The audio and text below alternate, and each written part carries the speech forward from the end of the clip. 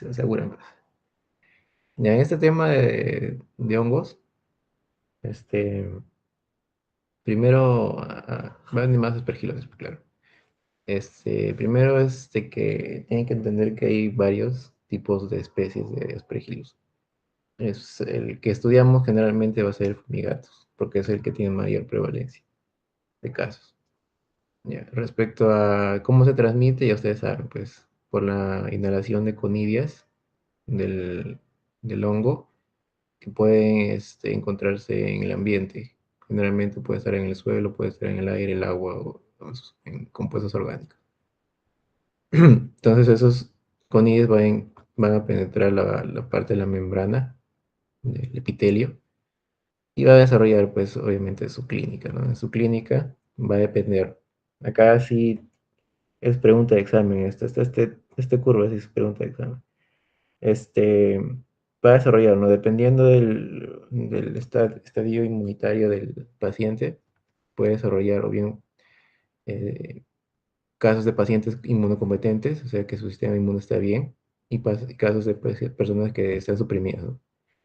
Las inmunocompetentes generalmente desarrollan aspergilomas o también llamados aspergilosis crónica, pulmonar crónica. Los pacientes que tengan una inmunodeficiencia son aquellos pacientes generalmente con neoplasias, generalmente neoplasias hematológicas. O también puede ser por SIDA o puede ser por trasplante de médula ósea. Ya, estos pacientes van a desarrollar, eh, a consecuencia van a desarrollar una aspergilosis invasiva aguda. Y hay pacientes que pueden tener un sistema inmune normal, que pueden desarrollar hiperreactividad, quiere decir que pueden desarrollar hipersensibilidad. Generalmente esta hipersensibilidad es de inmediata, o sea, tipo 1, y desarrollan la aspergilosis alérgica broncopulmonar. Ya. Vamos a ver. Primero hablemos de la aspergilosis broncopulmonar alérgica. Es la más clásica de todas, ¿no? Entonces, estas generalmente ocurren en pacientes que tienen asma o que tienen fibrosis quística.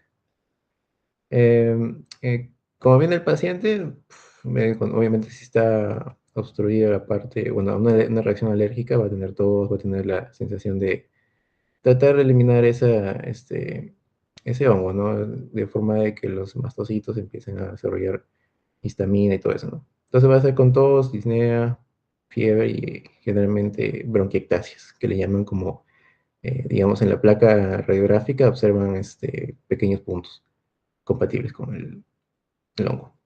Entonces, como hablamos de criterio diagnóstico, hay criterios que son esenciales, que sí o sí debe tener el paciente para considerar, por lo menos estar cerca al diagnóstico, y hay criterios que son complementarios.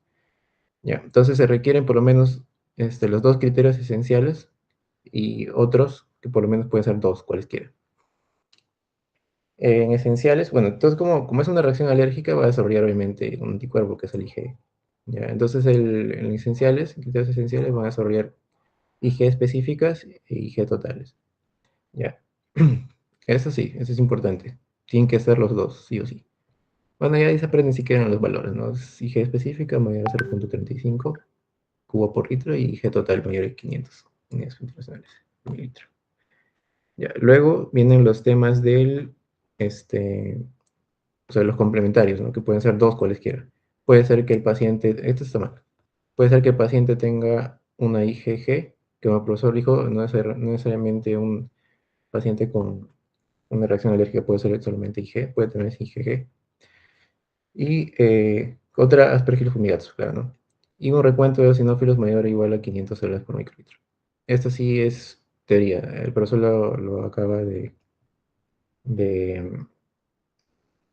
resolver ese problema, ¿no? Que había en la práctica había diferente valor, ya, pero es mayor o igual a 500. Y puede ser cualquiera, puede ser una tomografía o puede ser una radiografía compatible con, digamos, las bronquiectasias. Ya, esos son, cualquiera de estos cuatro, por lo menos dos necesitas, y complementos con los esenciales. Esto sí es fijo, gente, así que va a venir un caso clínico de esto, así que tienen que saber esto. Ya. Respecto al aspergiloma, que es otra forma también de un paciente inmunocompetente, puede desarrollar, digamos, se desarrolla, ¿no? por causas de cavidades pulmonares preexistentes. Quiere decir que, por ejemplo, el paciente pudo haber tenido una enfermedad pulmonar desarrollada por, no sé, pues una tuberculosis, puede ser un virus, no sé. Generalmente es por tuberculosis. Entonces, estos pacientes ya tienen digamos, formaciones cavidades, ¿no?, pulmonares. Entonces, estas cavidades se van a llenar de masas, que son masas de esferoides de hifas. Y todo eso va a formar como un micetoma, ¿no? Generalmente como una bola. ¿Ya? Esta es la más frecuente afectación pulmonar. Generalmente es un paciente con aspergilosis pulmonar crónica desarrollado por una previa enfermedad pulmonar. ¿Ya? Entonces, la clínica es la misma, ¿no? Solamente que aquí agregas hemoptisis, es decir, sangre, ¿no? Empiezas a botar sangre, torcer sangre. Y también se complementa con las, digamos, pruebas de imágenes, ¿no?, que va a hacer la radiografía. A estos pacientes, en la aspergiloma pulmonar crónica, lo que tú tienes que detectar son anticuerpos que sean IgG. Detectas anticuerpos IgG. Eso, acuérdate, no te vaya a confundir. Detectas anticuerpos IgG. Ya. Ahora vamos con la otra forma, que es la aspergilosis invasiva, que es la que le da a los pacientes inmunosuprimidos. Esos generalmente son los tipos de pacientes, ¿no? Leucémicos, de medulosis y SIDA. En el diagnóstico a estos pacientes, lo que tú tienes que hacer es usar detección de antígenos. Detectas antígenos. Ya no detectas anticuerpos como los anteriores. Detectas antígenos, sí o sí. ¿Por qué? Porque recuerda que son pacientes inmunosuprimidos, por tanto, la cantidad de anticuerpos que ellos pueden tener, probablemente la prueba no los pueda detectar o son insuficientes para poder detectar, o sea, que la prueba detecte, ¿no? Son poca cantidad. Entonces, lo que haces es detectar antígenos. Ahora, ¿qué antígenos se usan en las pruebas? ¿Qué usan? Usan, pueden ser dos, ¿no? Antes se usaban los extractos totales, que eran las cifas de las comunidades, o ahora en este caso que usamos en la actualidad, que son los alternativos, ¿no?, que son los antígenos recombinantes. Ahora, ¿qué tipos de antígenos encontramos? Encontramos dos, ¿no?, que son galactomananos, que es el, digamos, el más importante para aspergilo, porque es el más específico, y los beta-glucanos, ¿no?, que no son específicos. Pero también tienen su uso importante, ¿no?, que ahorita lo voy a mencionar. Ahora, entonces, como es una prueba de detección de antígenos, tú vas a usar una ELISA sándwich. El profesor mencionó que se puede usar ELISA indirecta también, sí, pero generalmente se usan ELISA sándwich. Ya. Am, en galactomanano, bueno, el galactomanano es un polisacárido para de aspergillus y que es detectado generalmente en suero, LCR igual. De todos estos, el que vas a encontrar en mayor cantidad de antígenos siempre va a ser igual, porque está directamente relacionado al pulmón, pues. Entonces, los métodos que usan el galactomanano van a ser látex, ELISA y inmunocromatografía. Ahora, los falsos positivos, esta es pregunta de examen, puede ser pregunta de examen. Ya. En pruebas de, claro, o sea, de galactomanano, tú vas a encontrar falsos positivos, ¿no? Como es el caso de una reacción cruzada con otros hongos. Generalmente en galactomanano, son hongos, digamos, parecidos al aspergillus, ¿no? Pueden ser especies parecidas a aspergillus. En antibióticos, como el profesor dijo, puede ser lactámicos, alimentos, puede ser preparaciones con gluconato, y esto de acá de Bifidobacterium, que no viene. Pero más importante es el gluconato, el antibiótico y otros hongos. En falsos negativos, acá es importante detallar que hay una formación de complejos. Quiere decir que, por ejemplo, hay anticuerpos y antígenos ya preformados. Entonces, cuando no hay suficiente, o sea, lo que tú detectas es el antígeno. Entonces, este, como ya están unidos a anticuerpos, ya no vas a encontrar cantidad suficiente de antígenos, por tanto, pueden encontrarse en cantidades disminuidas. Por eso es que se llama falso negativo. Entonces, no es detectado, ¿no?, los antígenos. Ya, eso sí, fijo.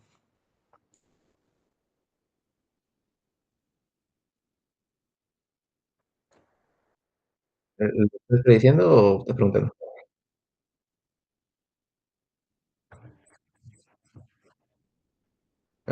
Bueno, TP tienes acá 3 por lo menos, 4. Ya con esto seguro por lo menos un 0.6.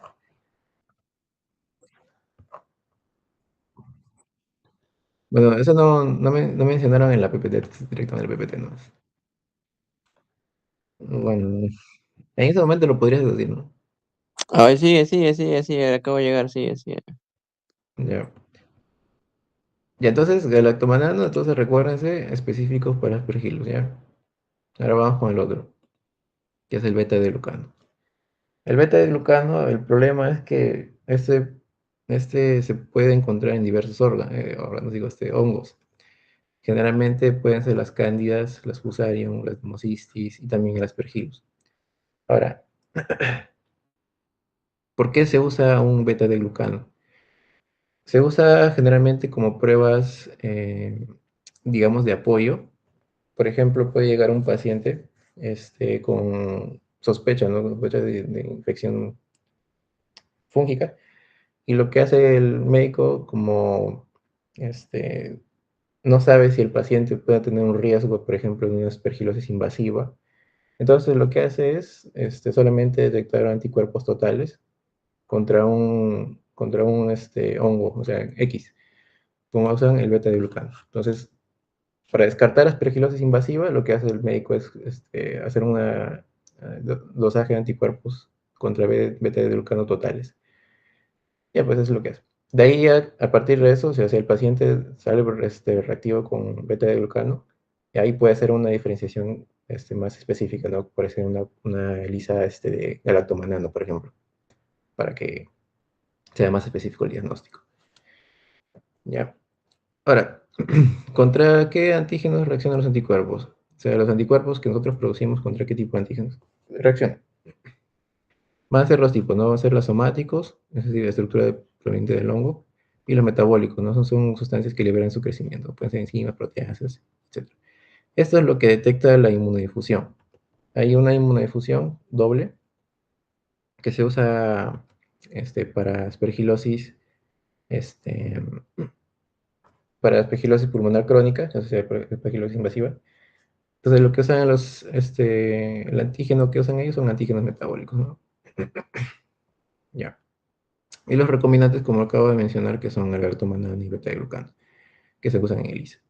Hay un estudio que no usan galactomannan ni beta-glucano, sino que utilizan mitogilina y quimitripsina. Es un dato curioso que lo vi por ahí. No sé, de repente se lo puede venir.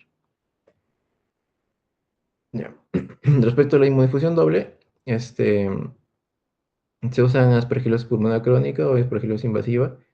Generalmente cuando usas detección bueno, usas inmunodifusión, generalmente cuando ves aspergilosis invasiva no encuentras bandas o pocas bandas. Y en aspergiloma sí encuentras bandas pues debido a que produces anticuerpos, ¿no? IgG.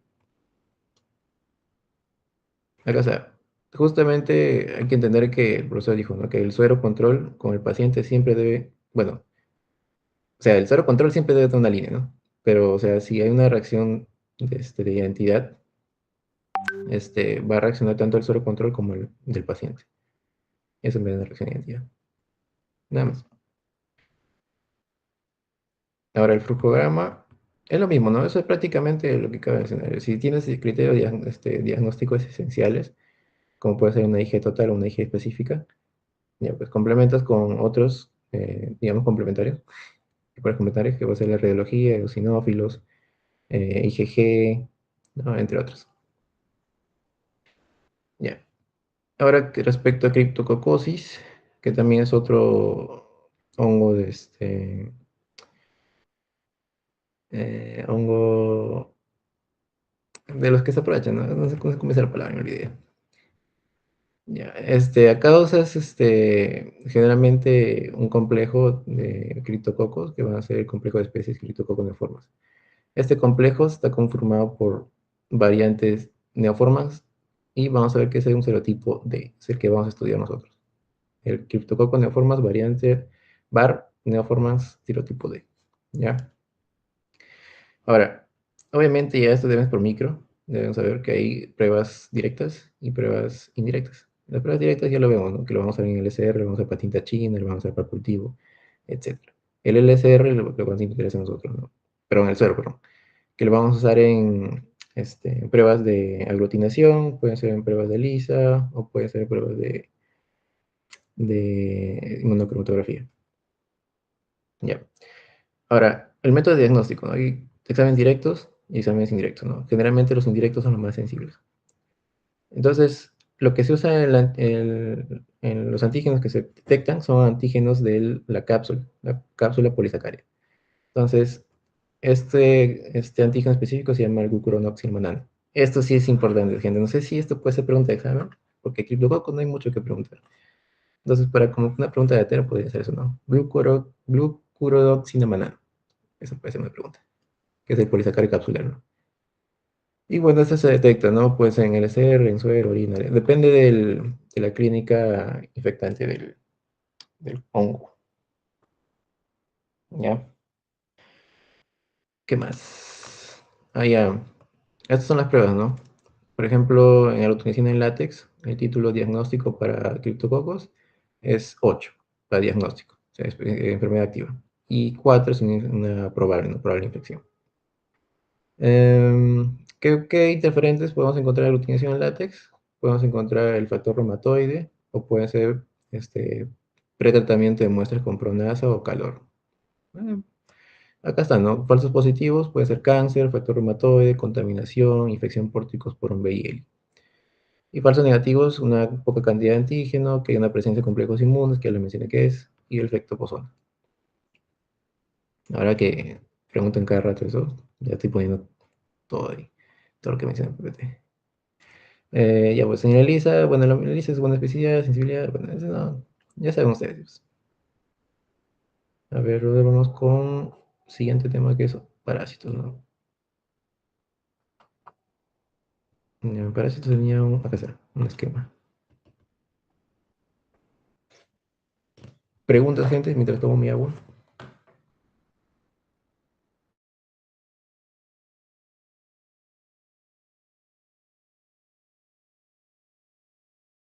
No, pelado, ¿qué ¿Cuál, estás cuál? hablando? ¿Qué tal lo de lo segundo nomás? Ajá, de cripto. O sea, aglutinación de lata solamente en cripto hay, ¿no? No Ajá, hay. solamente son valores en cripto. Está bien lo que está diciendo el pelado de Jairo. 4 es infección probable y 8 sí es, Ocho ya es ya es diagnóstico, infección. ya. Diagnóstico Ujú. positivo, sí. O sea, no diagnóstico, sino infección activa. Ya. A ver, vamos a ver acá. Hay que comparar este caso de hidatidosis, cisticercosis y facialosis. Vamos con cisticercosis. Cisti. Vamos acá con ida y esto es con facio. Ya. ¿Cuál es el agente etiológico? Fácil, ¿no? La cisticercosis es la tenia. Tenia solium en estadio larval, ¿no? Estadio larva cisticercaria. Cisticerco, ¿no? Cisticerco. En ida es el Echinococcus granulosus en su estadio larva, ¿no? Bueno, quiste de atípico, perdón, quiste de atípico.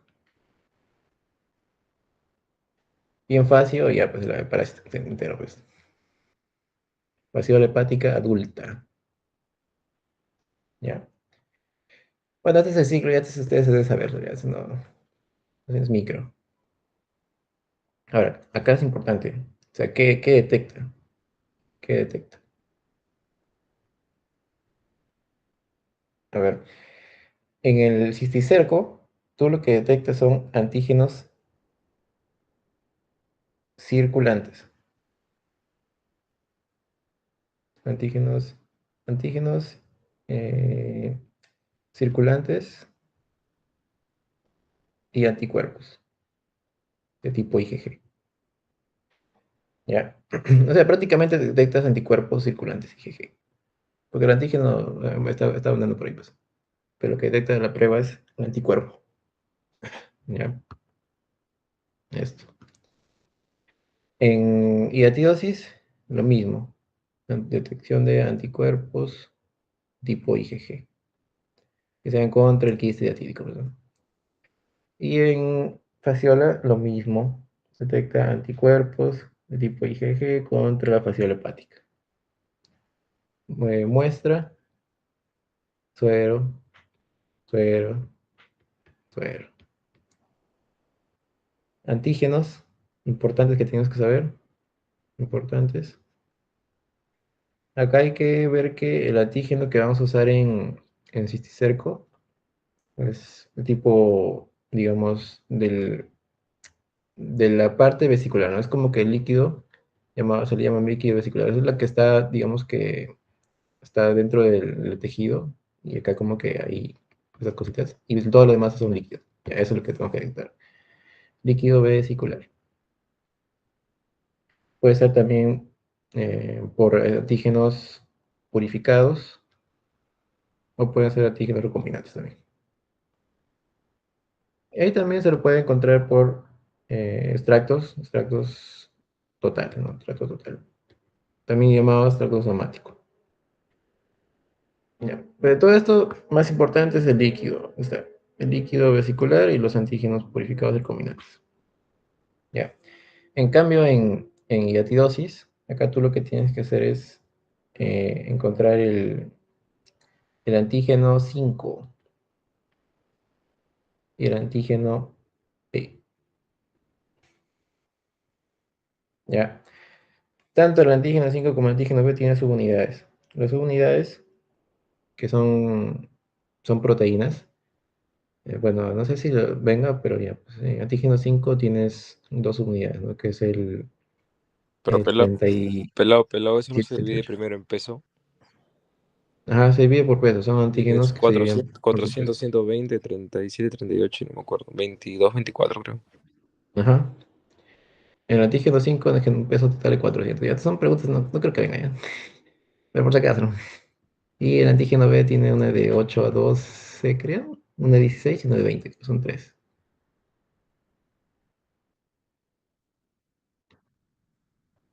Ah, ya, bueno, 38, 39. Ya. Ya, pues esas son las unidades por peso. Ya, eso no creo que venga. Pero lo más importante es esto, pues, antígeno 5 y antígeno B. ¿Qué más? Obviamente tiene su forma, pues, todo esto tiene su forma recombinante, tiene su forma purificada, ¿no? O también puede ser un antígeno líquido y atídico total, no sé. Pero generalmente se usa esto. Ahora, para la fasciola encuentras antígenos. Acá sí hay un temita. Acá lo que se usa es antígenos, excreción, secreción. Pero estos antígenos pueden, bueno, se dividen, ¿no? Se va a encontrar antígenos que pueden ser formas de purificación. No, perdón, estoy olvidando. Ah, Antígenos, cuando usas una forma recombinante, usas la catepsina L. ¿Ya? Este es un antígeno, digamos, recombinante del antígeno excreción-secreción. Pero esta forma, una purificación de este catepsina L, se encuentra el FAS2. Este antígeno es muy importante, si esto sí viene en el examen, creo. El FAS2. El FAS2 es un antígeno recontra específico y recontra sensible, ¿ya? De un antígeno proveniente de excreción-secreción. Recuerden que el antígeno de excreción-secreción solamente son la forma como que regurgita el parásito y libera sus enzimas, ¿no? Enzimas o proteínas metabólicas. ¿Ya? Entonces, de esto lo que hacen es una recombinación, una forma recombinante llamada catepsina L, un antígeno de excreción-secreción. Y luego ese catepsina L lo purifican y lo vuelven faz 2. Pero recuerden, faz 2 es importante. ¿Ya? Vamos con otro. Estas son las pruebas serológicas. ¿Qué pruebas se usan? En cisticercosis usas pruebas como aglutinación, inmunoglutinación indirecta, usas inmunoelectroforesis, usas ELISA o puedes usar un Western blot. En hemaglutinación indirecta, en usas unas eritrocitos sensibilizados, luego característicos de anticuerpos, etc. Títulos en cisticerco no me acuerdo. No me acuerdo, la verdad. ¿Alguien sí se acuerda? Cistercosis, solo me acuerdo de fasciola, ¿no? O no lo mencionaron. ¿En?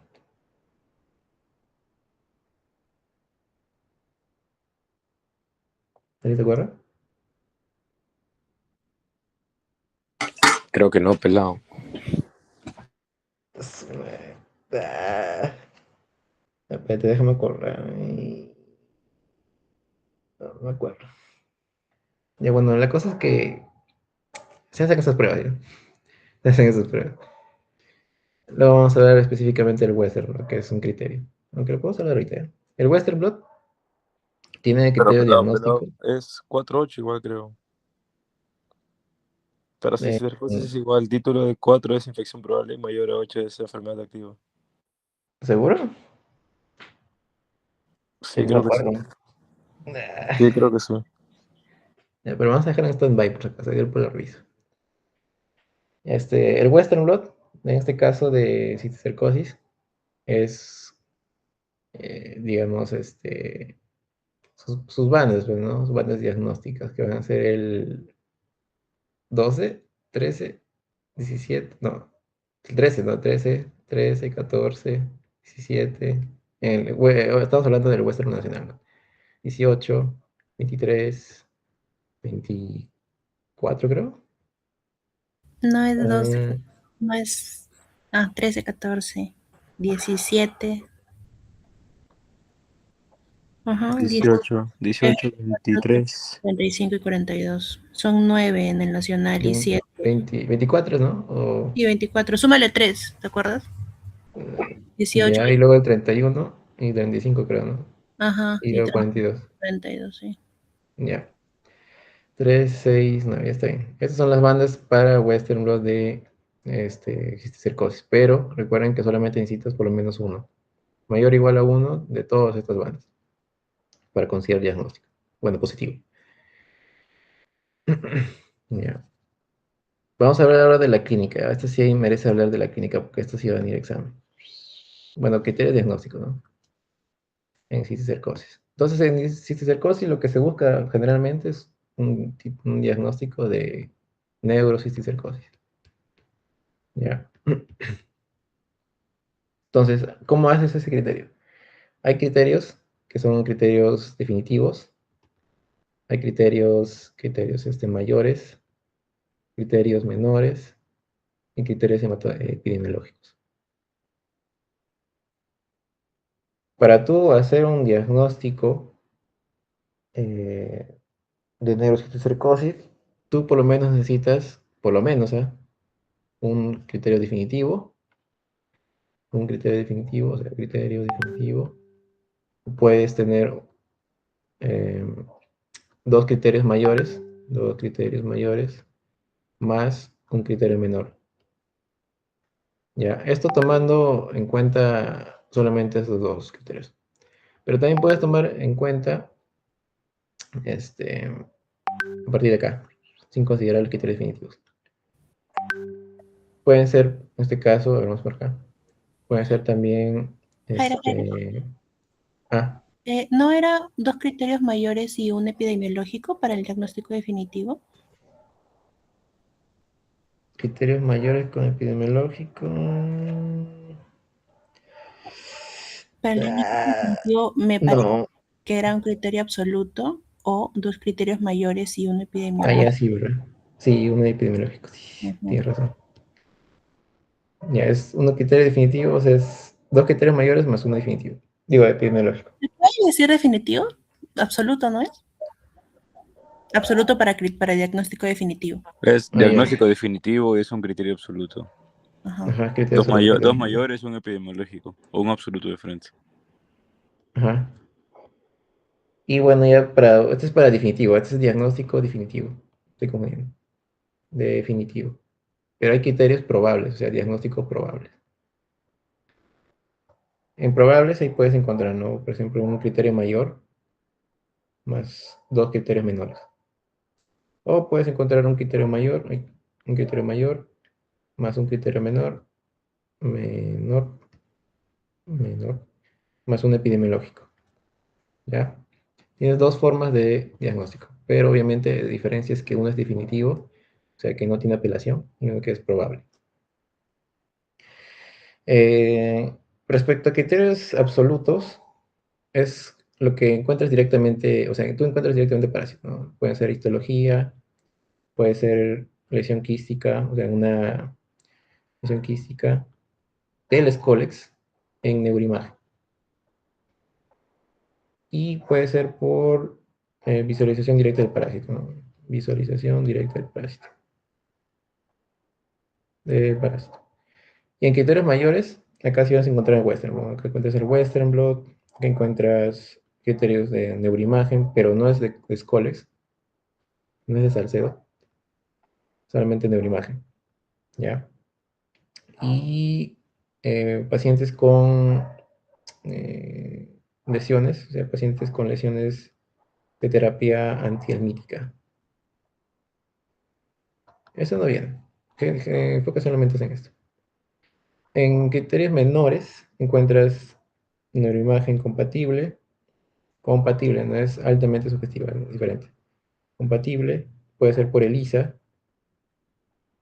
pero en LSR, y puede ser su clínica, ¿no? El paciente viene con epilepsia, no, acá vamos a poner epilepsia, puede ser un inicio tardío, ¿no? Generalmente de inicio tardío, puede ser con su dolor de cabeza, su cefalea persistente, cuadros psíquicos, paciente loco, entre otros. Generalmente son estos tres, las clásicas. Y en criterios epidemiológicos, pues, bueno, por acá hay un alcance espacio. En criterios epidemiológicos, claro, ¿no? En la zona endémica, el paciente tiene contacto con crianza de cerros, por ejemplo, un paciente que tenga antecedente de teniasis, ¿no? Entre otros. Entonces, todo esto se define en estos criterios definitivos, o sea, diagnósticos definitivos y diagnósticos probables. ¿Ya? ¿Está ahí todo bien? ¿Preguntas?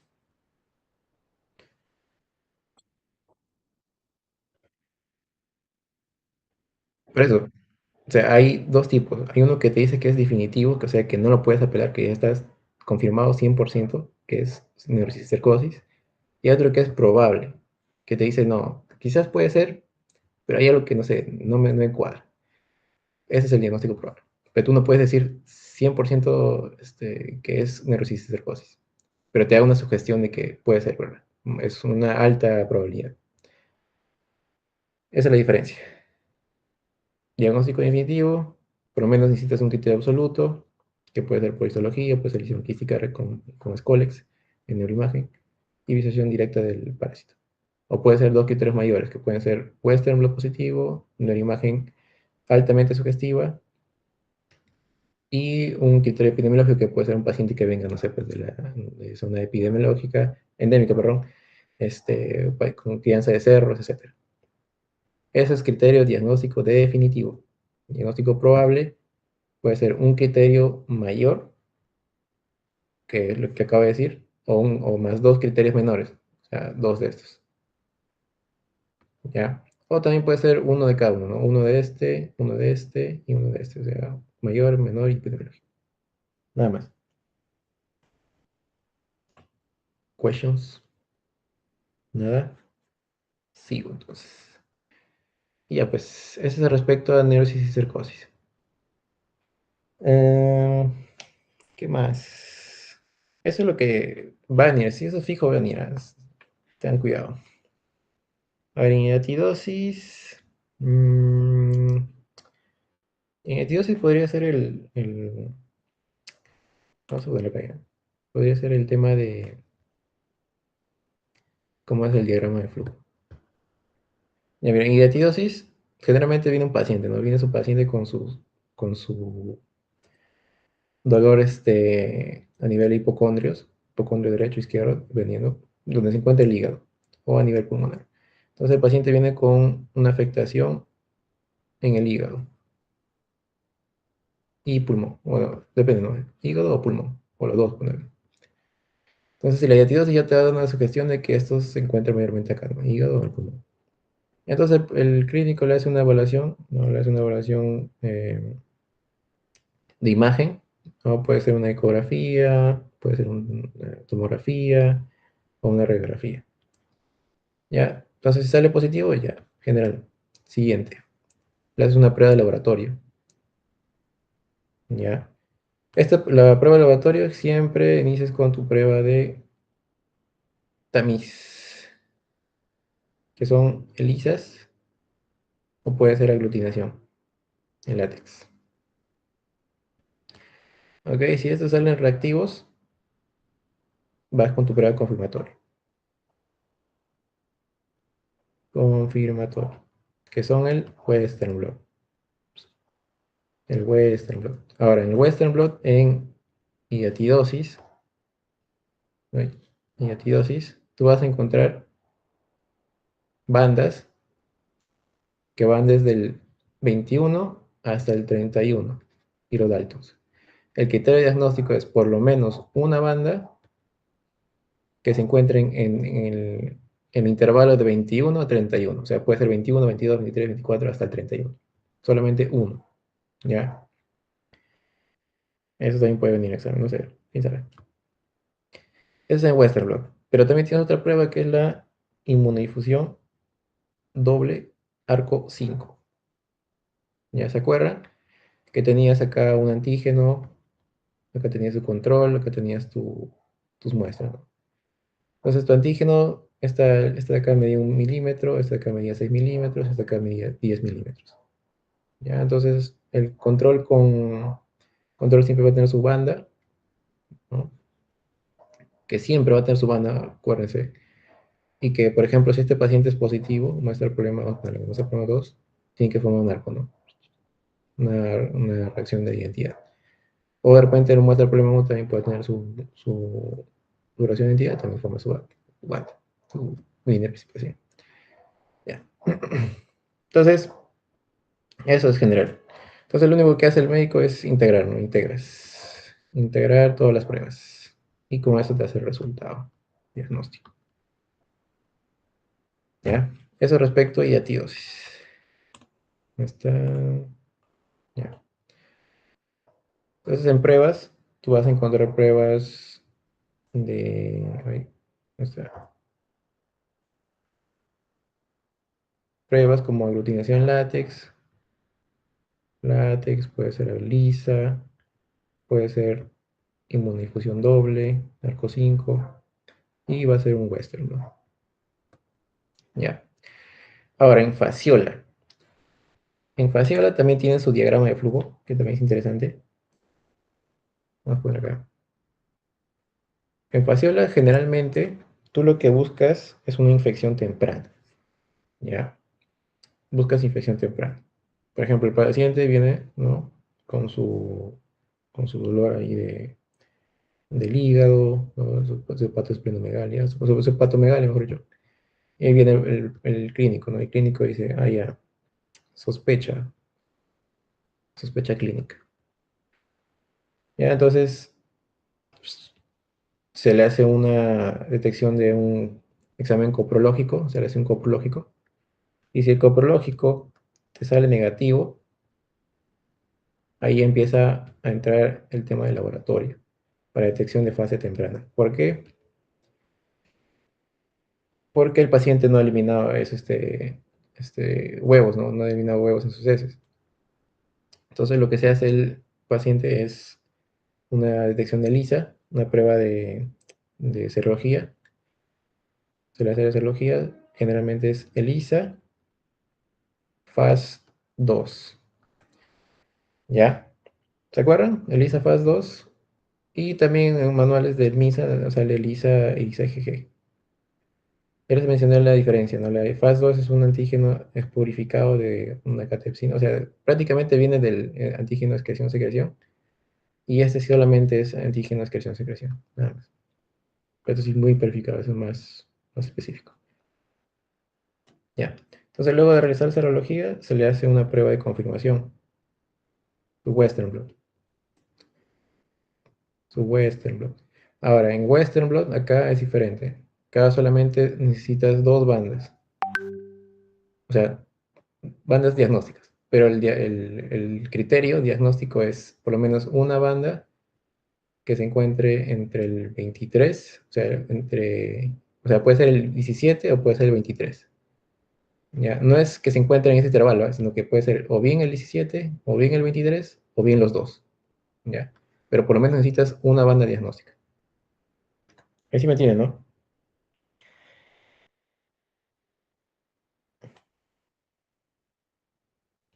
Bueno, ¿qué más?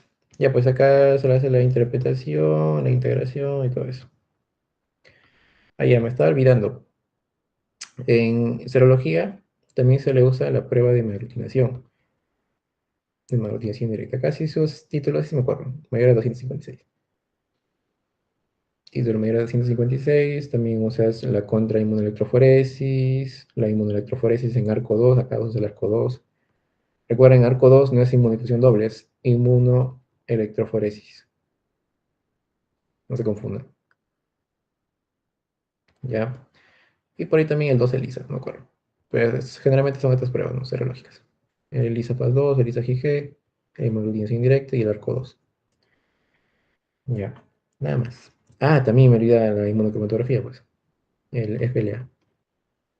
Ya, nada más. Esas son las diferencias más principales. ¿Preguntas? No, no, no. En aspergilos no usas ni un western, bro. Nada, nada, nada. ¿Elisa Faz 2 en aspergilos? No, no, no. Espérate, no te voy a poner ya. Este no es. Este. ¿Ese es? No, no te chagas. Este. Mira, ¿qué dice? Antígenos que usas en hongos. Antígenos antiguos, que es extractos totales de IFAS, no es antígenos secreción, ¿ah? No te confundas. Secreción solamente en parásitos. Alternativas, antígenos recombinantes, que pueden ser galactomanano o beta-glucano. Nada de faz 2. Faz 2 es antígenos de secreción. ¿Ya? Previamente de faz 2 solamente es de fasciola, no vas a decir que secreción puede ser entonces en quiste diatírico o puede ser en cisticercosis. Solamente fasciola. Solamente fasciola, no te confundes. Ya. Siguiente tema era Chagas, ¿no? Sí, tengo Chagas acá. Chagas, chagas. ¿Tienen preguntas, gente? Mientras todo mi agua.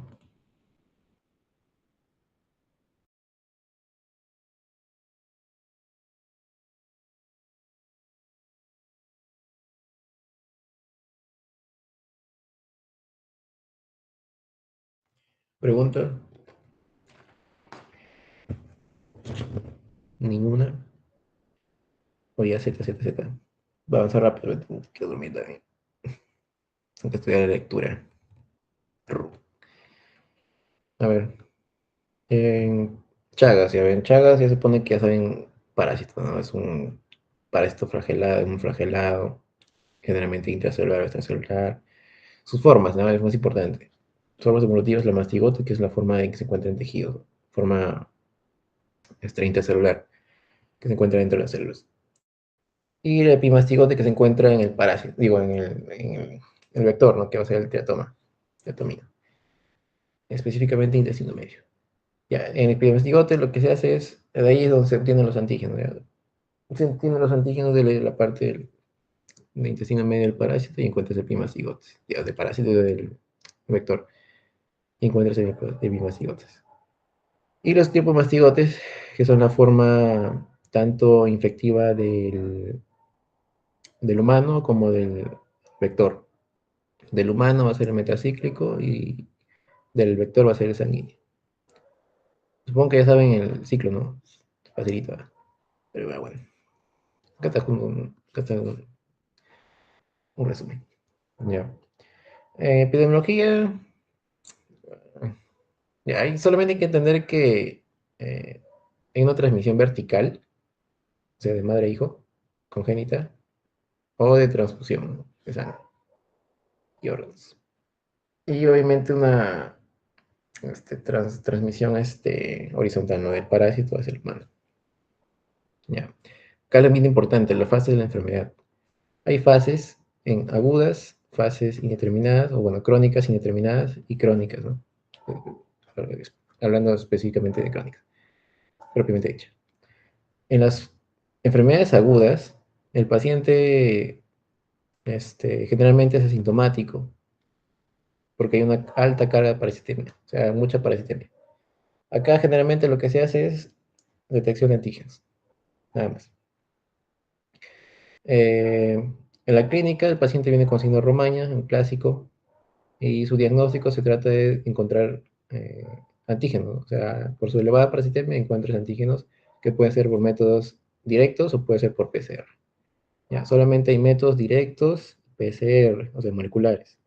Nada más, no hay serología. Acá no estamos hablando de serología. Ya, entonces, de métodos directos hablamos de gota gruesa, frotis y micromatocrito. Acuérdense de este nombre. Y el PCR, ¿no? PCR en cantidad, cuantitativa.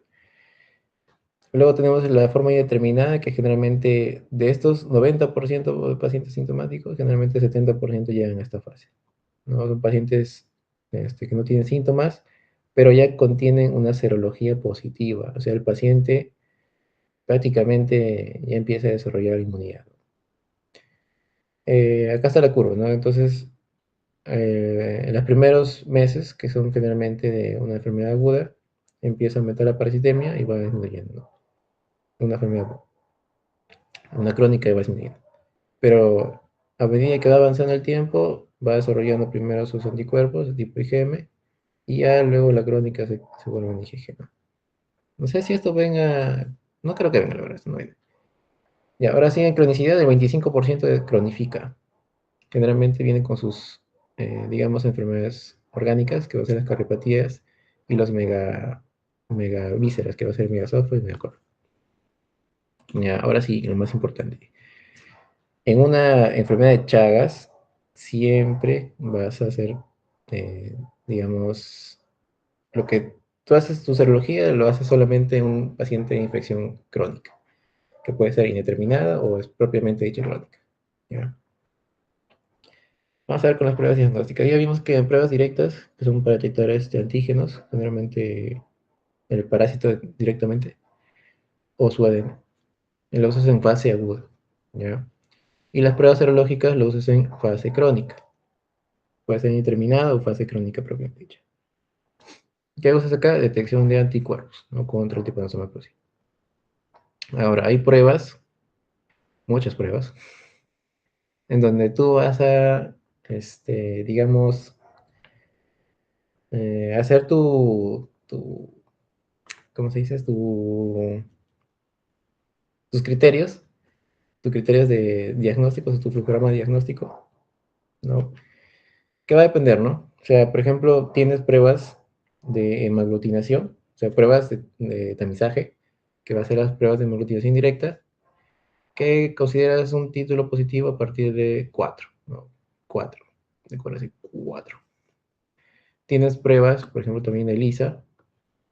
El ELISA puede ser convencional y las no convencionales. Las convencionales no son aquellas que tienen el parásito crudo y el no convencional aquellos que tienen forma recombinante o forma péptido sintético. También encuentras inmunocromatografías que pueden ser por péptidos, ¿no? El TCD, trypanosoma cruzi-D, trypanosoma cruzi-F, trypanosoma cruzi-LO, que se llama.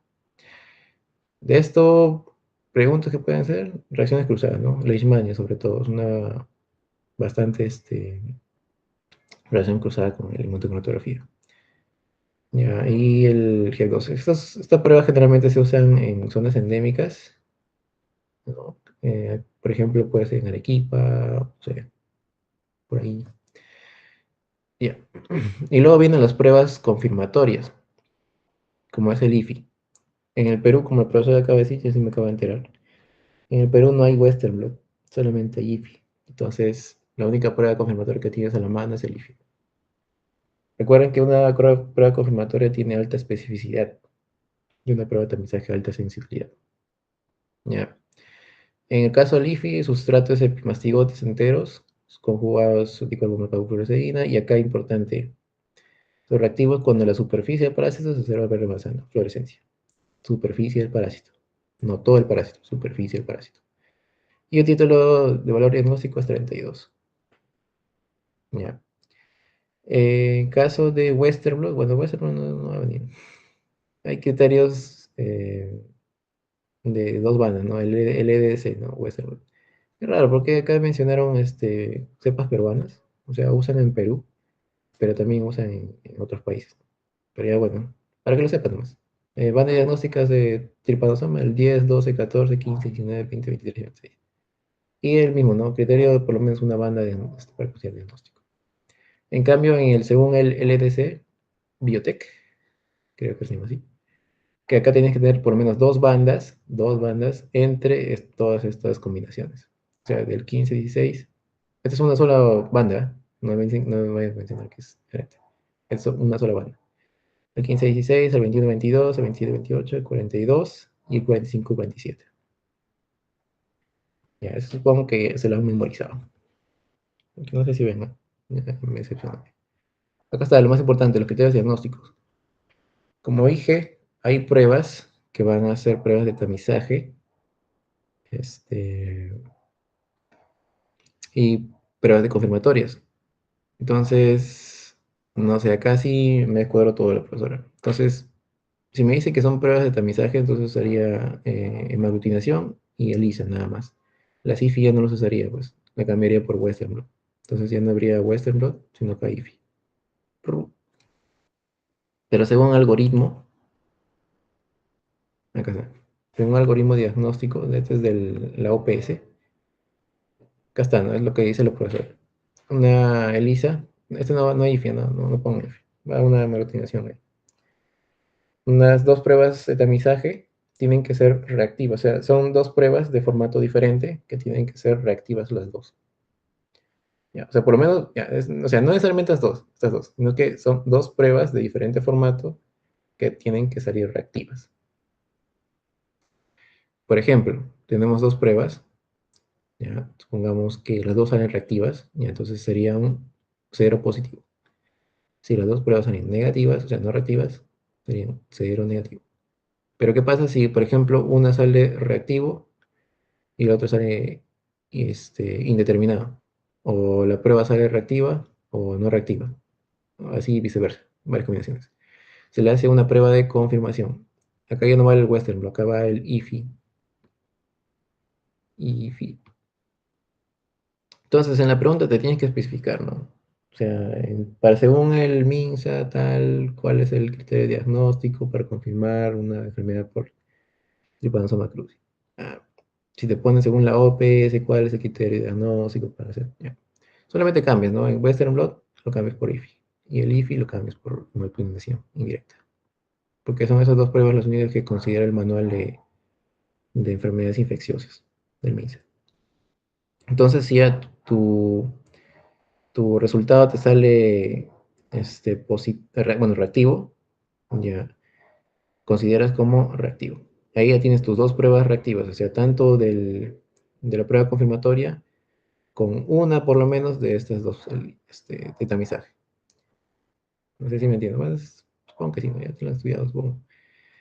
Y ya bueno, si sale indeterminado, ya pues el reporte es solamente indeterminado. Y si sale no reactivo, ya tienes tus dos pruebas no reactivas, porque alguna de estas, por ejemplo, ya salió no reactivo. Entonces el reporte es como cero negativo.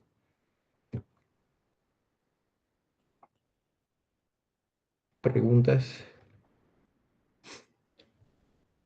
Sigamos. Y ahora, el más importante, esta va a venir pregunta de examen. El algoritmo de diagnóstico de detección de Chagas congénito. Entonces, una paciente embarazada, ¿no? Siempre, supongamos que una zona endémica, siempre se le hace un, una prueba de detección a mujeres en edad fértil. Porque en una zona endémica hay una alta probabilidad de tener Chagas congénito. Entonces, lo que hace se le hace una prueba de tamizaje, ¿no? De una mujer en edad fértil. Y generalmente recibe tratamiento antes de embarazarse. La mujer tiene Chagas. Y ahora, si la paciente se embaraza y la madre sale cero negativa, sea, si el paciente está embarazada y sale seronegativa, no hay riesgo. Pero si la paciente está embarazada y sale positiva, acá sí hay un problema. Acá se inicia el protocolo de recién nacido. De recién nacido, recuerden. Entonces acá viene el protocolo de recién nacido, ¿no? Acá viene. Vamos a poner acá. Entonces, como es una enfermedad congénita, no hay digamos, un fundamento como para hacer una prueba de anticuerpos. Por lo tanto, lo que se busca en el recién nacido solamente es carga de parasitemia. Entonces, lo que se hace es una prueba digamos, de carga de parasitemia. O sea, haces un microhematocrito y una qPCR. Si estas pruebas, o sea, cualquiera de estas dos, te sale negativa, se le hace un seguimiento, ¿ya? Al primer mes se le hace un control.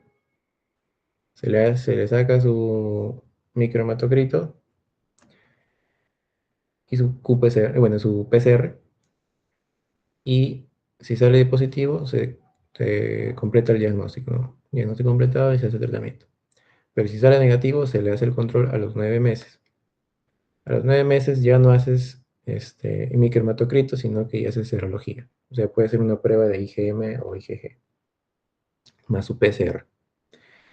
Entonces, si sale positivo, entonces el anticuerpo producido era, bueno, se empieza a realizar la seroconversión, ¿no? Que es decir, anticuerpos producidos por el niño. Y se diagnostica completo, ¿no? Si sale negativo, se hace una licencia de definición. ¿Ya? ¿Por qué se le hace a los 9 meses? Porque en teoría debería haber desaparecido los anticuerpos producidos por la madre, ¿no? Los IgG producidos por la madre. Ese es el fundamento. Ya.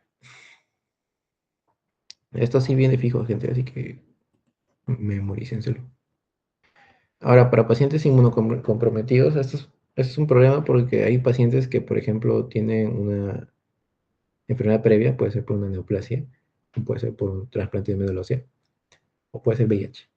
Entonces, hay una alta probabilidad de que el paciente previamente se haya infectado antes con Chagas. Entonces, se ha cronificado. Entonces, empieza a llamar un tema de reactivación. La reactivación es cuando pasas de un estadio crónico, es decir, a una baja cantidad de parásitos, a en que empieza a replicarse, ¿no? Otra vez. Como que se vuelve aguda. O sea, era crónica y se vuelve aguda. Ya, entonces, una persona, por ejemplo, ha sido infectada hace años, ¿no? Es paciente sintomático generalmente, y cuando el sistema inmune se debilita, se da una pérdida de control inmunológico y empieza a multiplicar, ¿no? Se reactiva. Ahora, ¿cómo detectas eso? Lo detectas usando PCR. Vamos a ver acá. Cuando haces detección o sea, como hay poca cantidad de parásitos, entonces una prueba de anticuerpos no te va a servir. Puedes usar, claro, una IgM, pero no te garantiza de que verdaderamente, o sea, por ejemplo, si la IgM te sale negativa, no confirmes realmente que hay una reactivación. Entonces, para asegurarte que estás con una infección reactivada, o sea, lo que se hace es una PCR, ¿no? Lo más importante. Siempre se hace una PCR a una paciente que está este, está inmunosuprimido. Ya. Y bueno, trasplante, esto es banco de sangre, esto no viene. Bueno, es lo mismo, no tiene la misma lógica. O sea, paciente donador, o sea, si tú quieres ver que el paciente done sus órganos y que sus órganos estén bien, bueno, claro, pues no. Todo lo que tienes que hacer es una detección de anticuerpos, ¿no? Anticuerpos que el paciente, por ejemplo, haya producido antes o haya tenido contacto con el parásito. Entonces, lo que hace es una detección de anticuerpos, IgG. ¿Ya? Es una ELISA IgG. O CLIA, o sea, el método de CLIA o el ECLIA se le usa. Esos dos, nada más.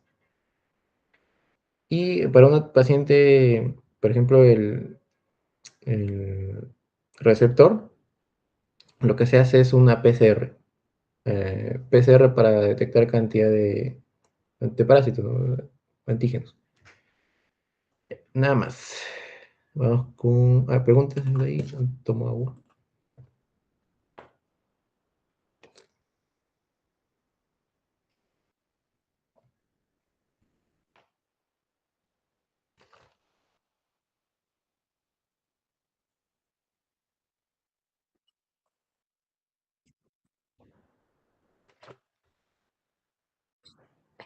Allá, el IgM lo usas, lo podrías usar, sí, pero no es recomendable en pacientes con inmunocomprometidos. Siempre más importante va a ser la PCR para verificar si hay reactivación o no.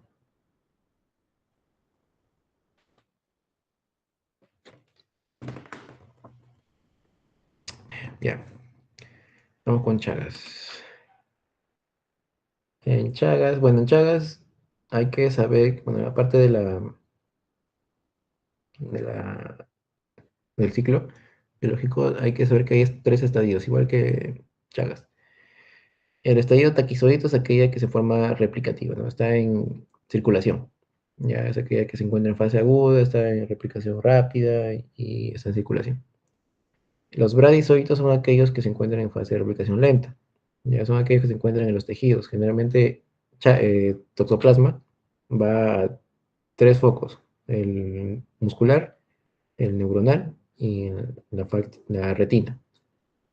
¿Ya? Estos bradizoitos se encuentran en fase latente, quiere decir que solamente están en replicación lenta. Y los oquistes es la forma de que se libera, ¿no?, al medio ambiente por el felino. Ya. Ahora, ¿por qué estudiamos toxoplasma? Porque estudiamos a pacientes gestantes o pacientes inmunocomprometidos. Generalmente son pacientes gestantes, ¿no? Ya, ya. Los antígenos, marcadores. Hay tres tipos de antígenos: los micronemas, rópteras y gránulos densos. Todos estos son organelas del parásito, ¿ya? Son organelas del parásito que se usan como marcadores antigénicos, ¿ya? El micronema, por ejemplo, son proteínas, o sea, son organelas que secretan proteínas que favorecen el deslizamiento, ¿no? O sea, como no tienen flagelos, se mueven, ¿no? Se mueven por desplazamiento de superficie. Se llama gliding. ¿Ya? Las ROP3 son aquellas que permiten la invasión, que puede ser ROP1, ROP2, o 3 o 4 también he visto. Y los gránulos densos son aquellos que empiezan la invasión, ¿no? Empiezan a realizar como que la posinvasión, que generalmente forman su vacuola parasitófora. ¿Ya? Son los GRA1, GRA2 hasta la GRA8. Ahora, lo más importante es acá, el SAG1. El SAG1 es un antígeno superficie del tequizoide. Ahí lo vamos a ver en una prueba. Es el más inmunogénico. ¿Ya? Ahora, el fundamento de una respuesta celular, bueno, una respuesta inmune, perdón, es que se desarrolla una respuesta celular contra el parásito. Recuerden que el toxoplasma es un parásito intracelular y por tanto necesita una respuesta celular, más no humoral. Entonces, por ejemplo, ¿no? Acá tenemos dos escenarios. Por ejemplo, una madre que tenga una respuesta inmune regulada y una madre que tenga una respuesta inmune exacerbada. ¿Cuál es la diferencia? Que hay un estadio en donde desarrollas inmunidad celular, por ejemplo, la célula nerítica presenta el antígeno, el TH1, y el TH1 libera interleucina 2, interferón gamma y TNF-alfa, ¿no? Para que reclute a los macrófagos y estos se coman a la célula, ¿no? Y empieza, allí dentro ya están los parásitos. Y bueno, luego se desarrolla la inmunidad humoral, y ya se desarrolla las IgG, ¿no? Las IgG que van a permitir el paso de la barrera placentaria. Todo esto regulados por, por un, por un linfocito T regulador que va a secretar o producir TGF-beta e interleucinarias, ¿ya?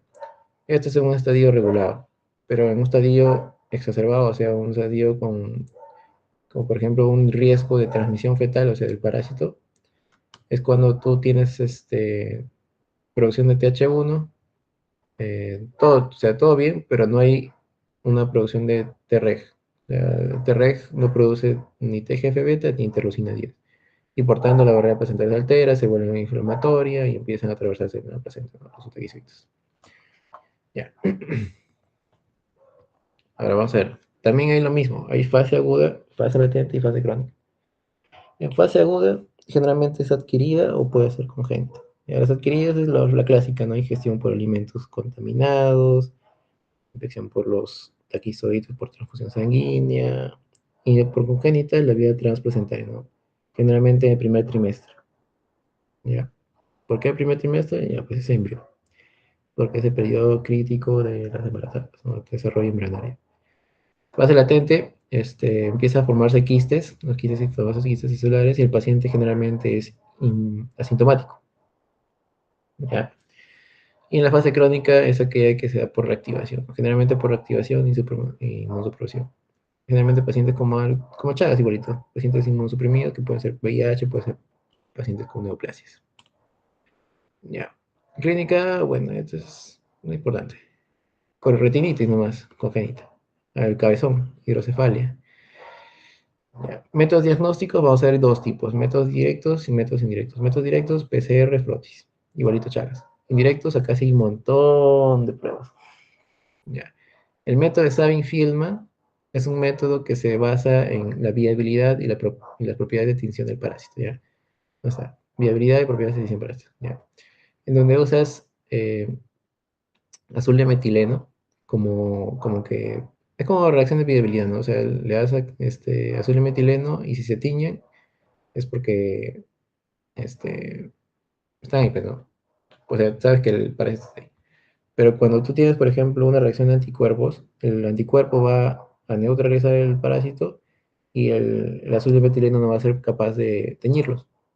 Entonces, la lectura se hace así, ¿no? Como una reacción positiva es cuando tú tienes una poca cantidad de taquicitos coloreados. Y si tú tienes una reacción negativa, hay taquicitos que se teñen. ¿Ya? O sea, hay anticuerpos que bloquean su coloración normal y eso hace que no se coloreen. Por eso es un negativo. Acá está mal, no se tiñe, no se tiñe. Ya. Luego tenemos una prueba que es la prueba lisa. ¿Ya? Acá está mal, acá está mal. No se tiñe. Ya. En el lisa hay antígenos que van a ser antígenos del lisado completo del taquizoidito y hay antígenos recombinantes. Igual que en hongos. Lisado completo o antígenos recombinantes. Pero eso no quiere decir que son los mismos antígenos. Ya, antígenos recombinantes puede ser lo que mencioné, los organelos, ¿no? Puede ser los gránulos densos, puede ser las rópteas, los micronemas y el SAG, que puede ser la superficie. ¿Ya? Que lo que se usa es detección de anticuerpos tipo IgG, IG. Ya, el método generalmente se realiza en directo, porque detecta los anticuerpos. También se puede sándwich, pero generalmente en directo. Luego vienen las pruebas IFI, inflorescencia. Bueno, es básicamente lo mismo, ¿no? Evidencias fluorescencia del parásito. Ya, pruebas de avidez. No, acá no hay valores, solamente detectas el parásito completo. Ya. Prueba de avidez, acá es importante, ¿no? La prueba de avidez es una prueba complementaria cuando tú tienes una discordancia entre IgG y IgM. Bueno, quieres saber, por ejemplo, si te sale IgG positivo y te sale IgM positivo. Entonces tú no sabes si es infección reciente o infección tardía. Entonces lo que se hace es una ELISA de avidez, que es la que mide la fuerza de unión entre antígeno y anticuerpo. Si tú tienes una avidez baja, significa que tienes una infección reciente. Si tú tienes una avidez alta, infección anterior. Avidez baja, menor a 200, avidez intermedia 200 a 300 y avidez alta 300, mayor a 300. También hay pruebas de aglutinación, ¿no? En látex. Y también hay pruebas de aglutinación. Es lo mismo, solamente que uses un título a partir de 16. Este esquema, no sé, puede que venga en el examen, no sé, pero traten de estudiarlo bien, ¿no? La primera tamización, que es para que los antígenos se peguen más a los hematidos. Luego la sensibilización, que luego usas antígenos, luego se pegan a los eritrocitos, ¿no? Y como anticuerpos, bueno, pues, forma la malla. Título diagnóstico 16, no se olviden. Ya. El Western blot. Para el Western blot se usa cuando tú quieres comparar las bandas de la madre con el hijo. ¿Ya? Entonces, como que una diferenciación si la madre tiene bandas X, el niño también tiene que tener bandas X. Para determinar si hay una diferencia, el paciente, o sea, el niño empieza a desarrollar otra cantidad, otro tipo de anticuerpos que puede sugerir que, que está desarrollando seroconversión. Se está desarrollando sus propios anticuerpos. Estos bandas no vienen. Es un montón, no creo que vengan. A ver, toxoplasma congénito, vamos a ver. Este es lo mismo, ¿no? Western blot, el sí, Western blot. Hay el LIA Torch. En el LIA hay que ver, bueno, en el LIA hay dos tiras. O sea, una es para IgG y una es para IgM. Ya, en el IgG tú vas a encontrar bandas controles, vas a encontrar bandas conjugados, el cutoff, y vas a encontrar un antígeno, bueno, dos antígenos, que va a ser uno de lisado del parásito total, y uno que va a ser específico con el P30, que es el SAG1, o sea, es el P30, es lo mismo que el SAG1, no se vayan a confundir. SAG1 es el antígeno superficie, es lo mismo que P30. Ya. ¿Qué me indica si, por ejemplo, la diferencia? O sea, por ejemplo, el paciente tiene una IgG, a ver, mira. Este es el lisado y este es el SAG1 o el P30, bueno, el P30. Si el paciente tiene, por ejemplo, marcado la banda de IgG, esto es un IgG, ¿ah? La banda IgG, lisado, te podría indicar que hay una infección tardía, una infección pasada. Si te dice, si esto no está marcado, si esto no está marcado, significa que hay una probabilidad de que el tiempo, o sea, que esta infección ha sucedido por lo menos post 3 meses. En cambio, cuando tú tienes una IgM, acá tienes una banda, son dos bandas, ¿no? La banda del lisado junto a la banda del ROP1C. Acá te dice una infección, generalmente indicio de infección reciente, que es menor a 3 meses. Menor a 3 meses. Este es mayor a 3 meses, este es menor a 3 meses. Ya. Ese es el día, el más importante, el día torcha. En el FLA, bueno, esa es una cromatografía, ya, bueno, eso ya acá lo más importante. Por ejemplo, ¿no? Un paciente, una paciente mujer, una madre, se le hace unas pruebas de serológicas, ¿no? Lo que se busca en este tipo de pruebas es que, por ejemplo, no haya un riesgo alto de, de infección congénita, ¿no? Por ejemplo, nosotros tenemos una IgM, o sea, una IgM, por ejemplo, en la madre hacemos unos anticuerpos, una lista de IgM, y si sale positivo es poco valor, porque el título puede persistir más de un año. Y si sale negativo es un riesgo de infección o infección pasada. IgG positivo me dice que está protegida contra toxoplasma. Está bien. Pero si me sale negativo es un riesgo de infección. IgA no viene, no se preocupe. Ahora, ¿qué pasa si estos dos salen positivos? O sea, este test de avidez de IgG. Si hay una baja avidez, bueno, alta avidez, una infección hace más de 3 4 meses. Y viceversa. Ahora, puede desarrollar una prueba de PCR a un feto. Y bueno, el feto, bueno, se hace una PCR en líquido amniótico, ¿no? Pero si sale positivo, estás confirmando que sí hay una transmisión de Chagas, ¿no? Bueno, Chagas digo toxoplasma. Ahora, cuando el feto o el niño nace, tienes también pruebas de anticuerpos. Si le haces una IgM y sale positivo, es porque el niño está infectado en intratorino. O sea, el paciente ha desarrollado sus propios anticuerpos. En cambio, si tú haces una IgG positiva, es poco valor sugestivo, ¿no? O sea, tiene poco valor sugestivo. Probablemente sea por parte de la madre. Y luego se le hace una prueba molecular, que es generalmente una PCR, ¿no? Y si sale positivo, se elimina la sospecha de que es por transmisión de la madre al hijo. Ya, luego también hay temas de placenta, ¿no? Que puede ser una PCR positiva. Ya, eso no viene. Acá es lo importante. O sea, esto sí viene, ¿ah? No digo que no viene. Eso sí viene. Eso también es importante. El diagnóstico serológico, esa es la curva, la diagrama flujo. Por ejemplo, si hace un diagrama, se le hace una prueba de IgG y IgM, tienes acá varias combinaciones. Ya. Lo más importante es este, pues, IgG y IgM positivo. Si te sale esto, te haces una prueba de avidez. Y ahí ves la avidez. Avidez alta, avidez baja.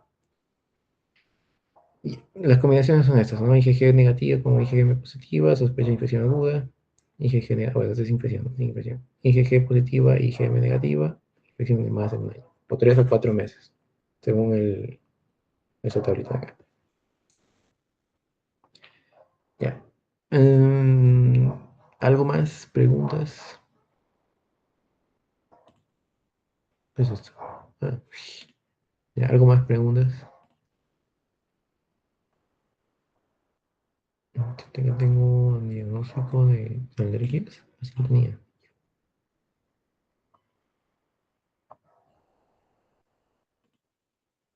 Hoy están ZZZ. Si no puedo dormir también.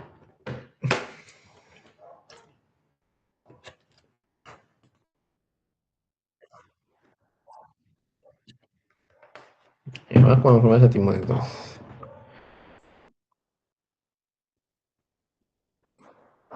Alergias. Ya. Lo fijo de alergia y los fijos de autoinmunes ya para el sobre de una vez. A ver, en alergias, primero es una reacción de hipersensibilidad tipo 1. Quiere decir que está mediada por anticuerpos de tipo IgE, perdón. Ya. ¿Cómo se desarrolla eso? Hay dos fases, ¿no? Hay una fase que es de sensibilización, o sea, fase de sensibilización en donde llega uno a entrar a un alérgeno, que puede ser vía respiratoria, piel, digestiva, picadura, etc., ¿no? Un montón de alérgenos. Se hace una presentación antigénica. La célula dendrítica reconoce esos alérgenos y se lo presenta al linfocito TCD4. El linfocito TCD4, como ve que no es común para una reacción de respuesta celular, se le hace una respuesta humoral, donde se convierte en TH2. Luego el TH2 empieza a desarrollar citoquinas, empieza a producir citoquinas y las libera, ¿no? Que van a ser las interleucina 4, es para que el linfocito B cambie su isotipo de producir IgG a producir IgE. Y la interleucina 13 que refuerza el IgE, ¿no?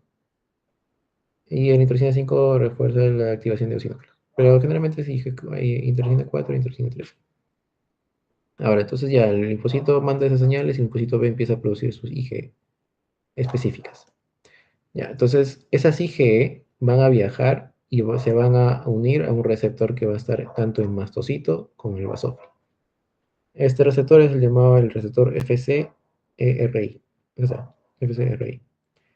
Entonces estas IgE se unen por la porción Fc y están como que paradas, ¿no? Esperando que venga un alérgeno.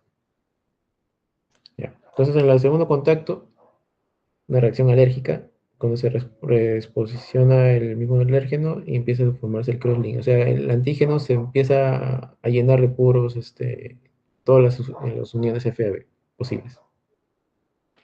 Entonces, ¿qué hace? Activa el mastocito, el basófilo y empieza a degranularse. Y libera histamina, ¿no?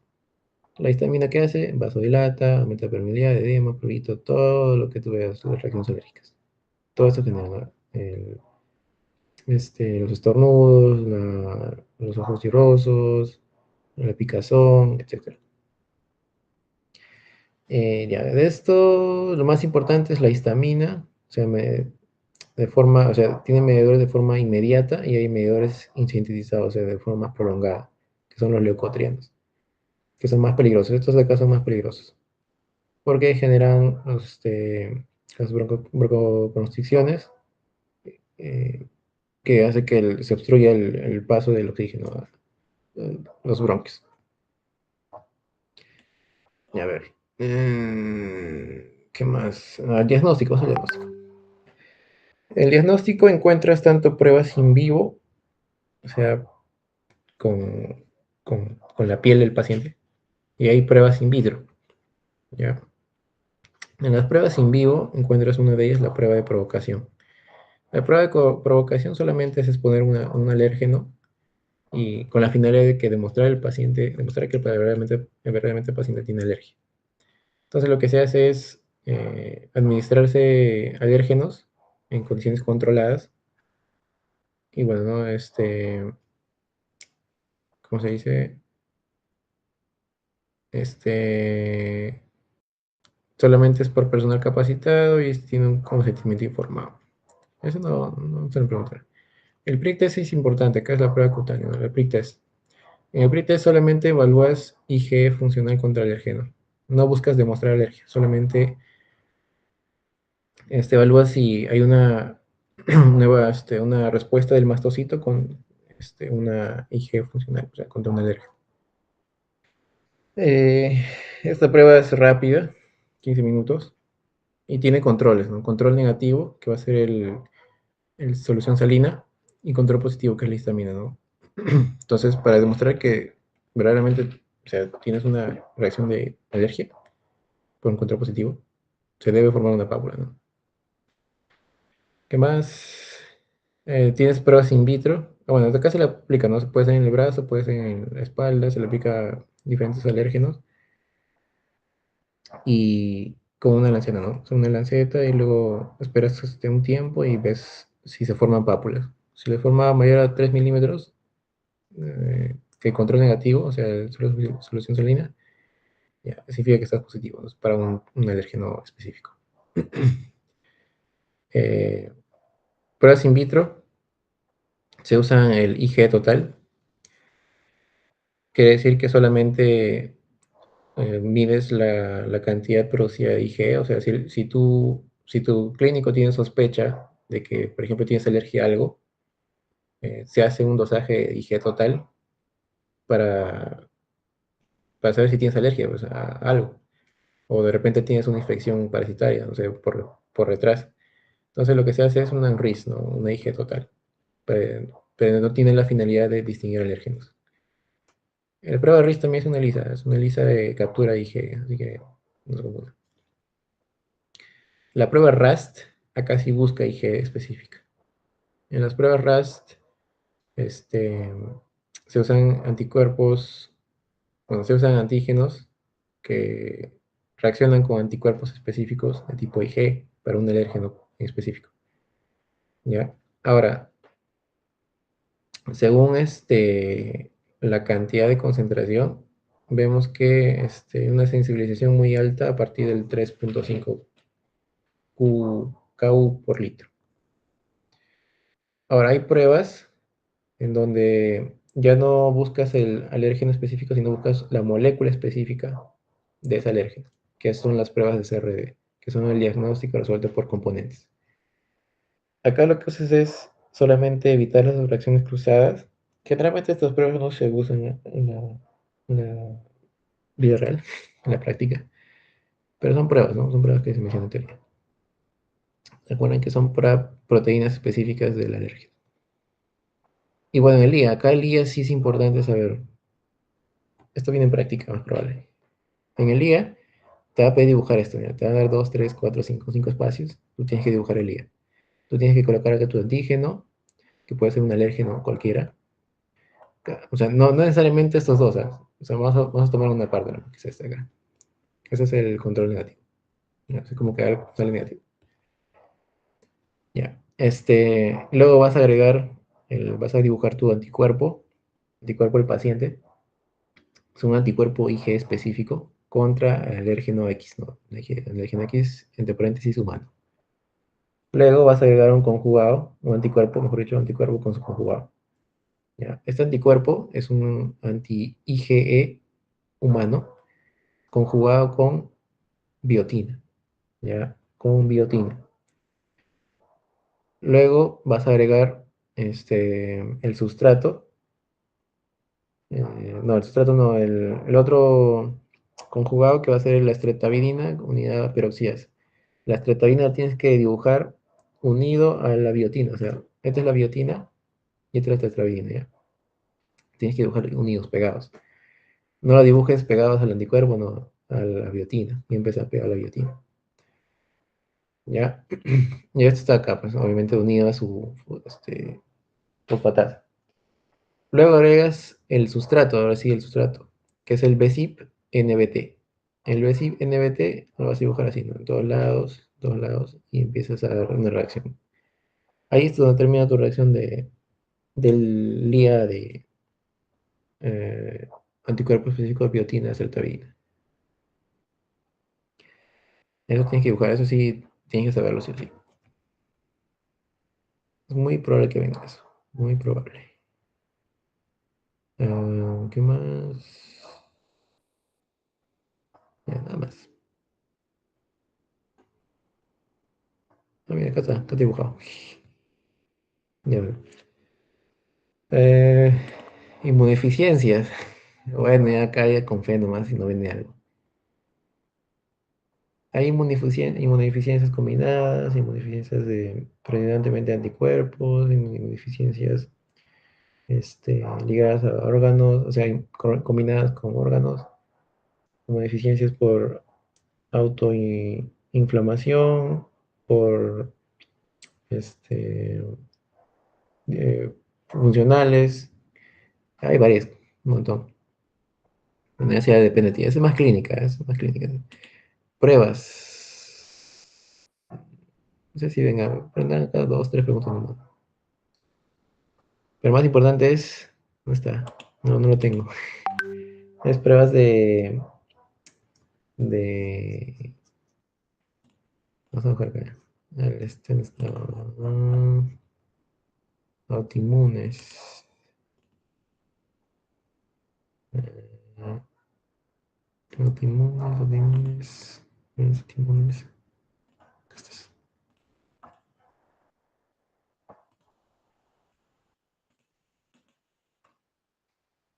Ya mira, las enfermedades autoinmunes, diferenciate órganos, o sea, enfermedades autoinmunes, órganos específicas y sistémicas. ¿Ya? Las órganos específicas puede ser la tiroides de Hashimoto, puede ser miastenia gravis, esclerosis múltiple, pénfigo, anemia perniciosa, y nada más. Eso es más en lista. En sistémicas, perdón, están todos, ¿no? Sistema de Sjögren, síndrome de Sjögren, artritis reumatoide, enfermedad mixta del tejido conectivo y lupus, eritematoso sistémico. Ahora, en la detección de enfermedades autoinmunes, tú tienes que encontrar tres líneas, o sea, tres pruebas de laboratorio, según sus estratificaciones. O sea, por ejemplo, pruebas de primera línea, usas hemogramas. Hemogramas o reactantes de fase aguda. En pruebas de segunda línea, usas pruebas de tamizaje, o sea, pruebas que tienen alta sensibilidad. Generalmente, bueno, la única, principal, los anticuerpos antinucleares, o sea, los ANA, por inmunofluorescencia.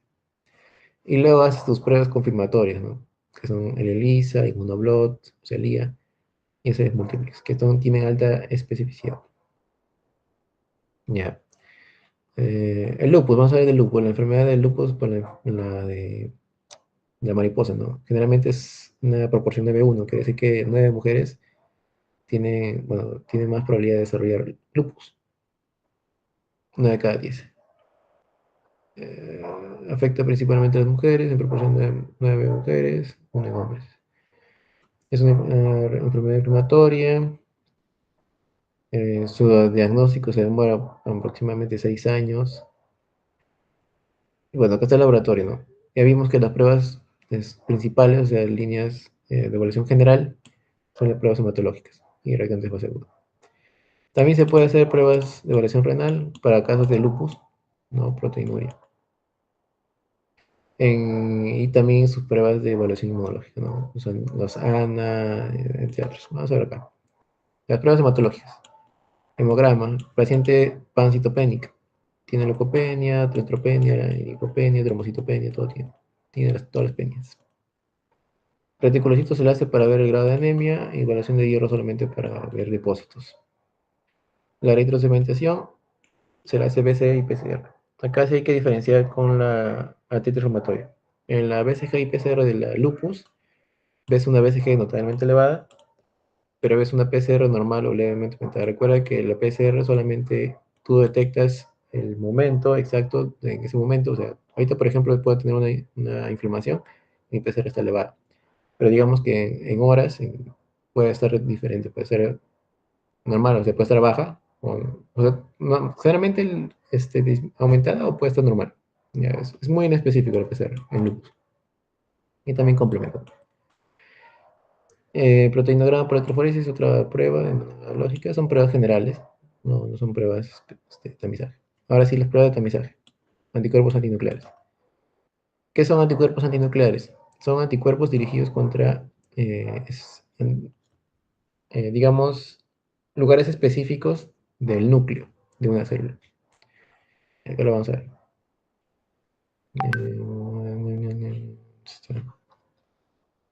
Y acá está. La prueba de ANA se desarrolla en una inmunofluorescencia o puede ser en una ELISA. En ELISA no se desarrolla. No, el profesor dijo que no se suele usar. Se suele usar más IFI.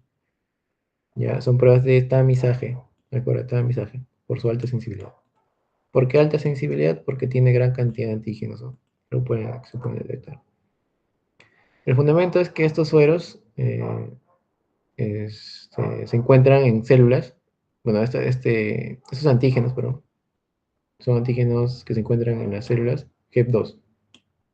¿De dónde provienen estas células HEP2? Provienen de cultivos de carcinoma humano, faringio, no me equivoco. Ya, son células de cultivo de carcinoma humano, por tanto, esto aumenta su especificidad porque están, digamos, obtenidas de un humano.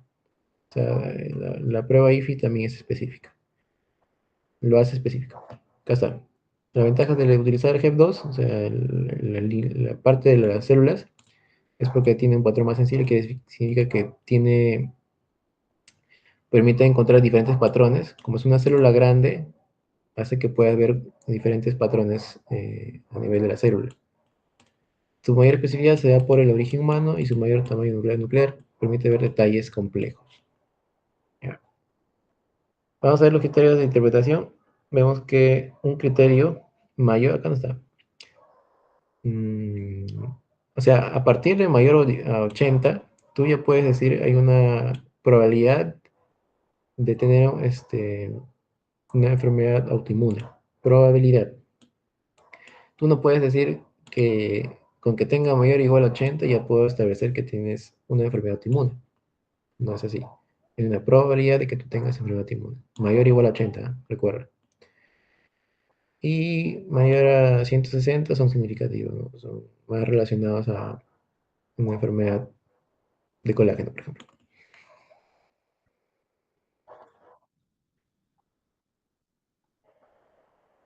Mayor o igual a 80.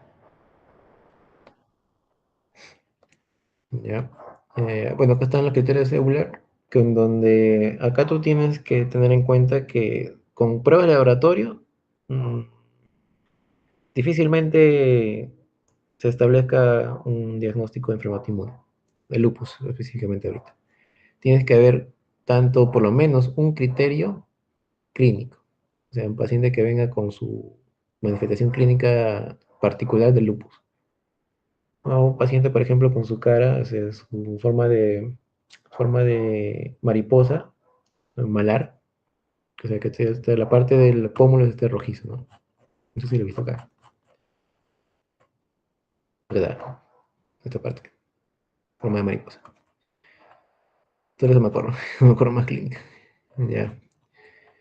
Acá está el flujograma, o sea, le haces tu laboratorio, o sea, a partir de la clínica, le haces tu laboratorio y tienes que encontrar tu prueba de tamizaje, que va a ser el ANA.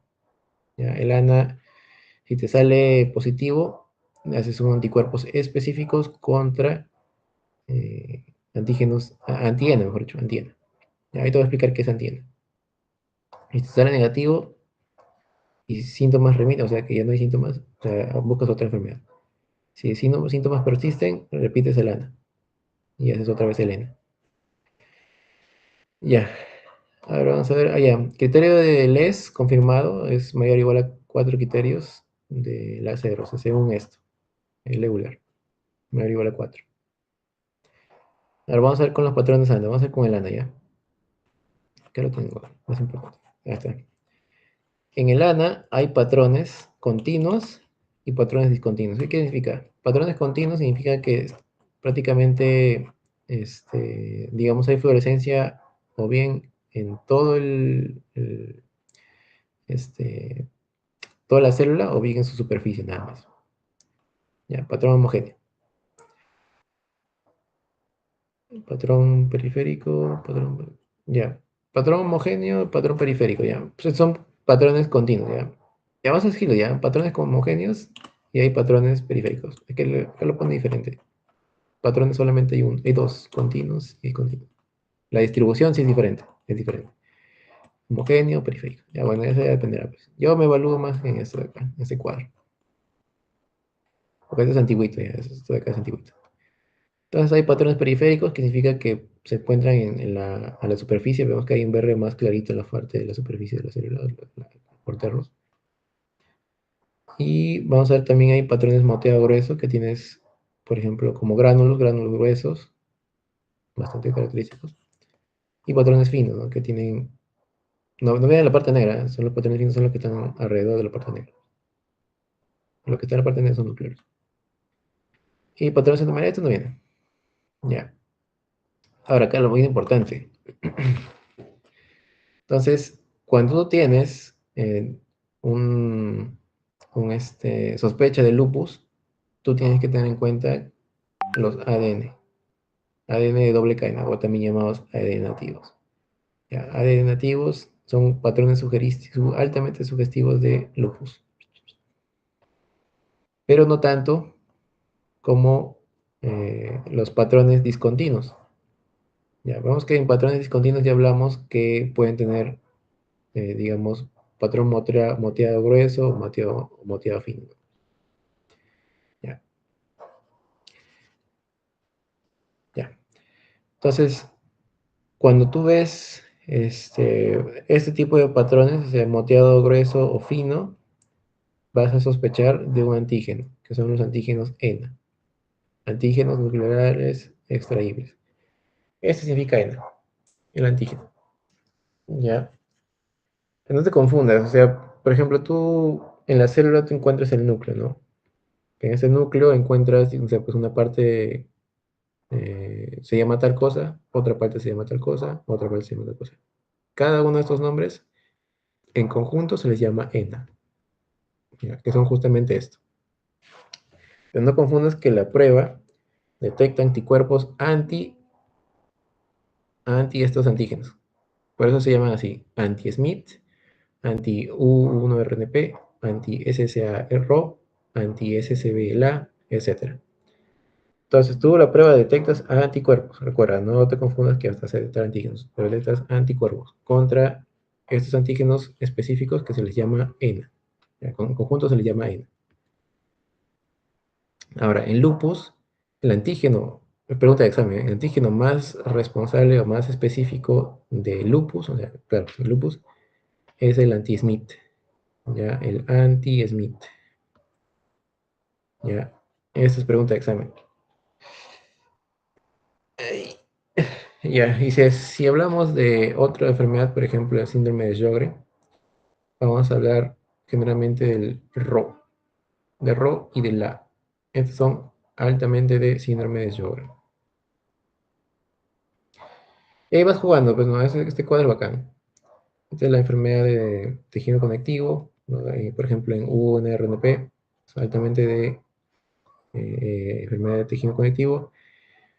No sé, en CO1, el polimiositis, etc. Nada más, eso solamente hay que saber en lupus. Facilito. Ahora, artritis reumatoide y no hay diferencia, ¿no? Artritis reumatoide, el paciente ya no es sistémico, o sea, solamente es una infección por afectación articular o inflamación articular, mejor dicho.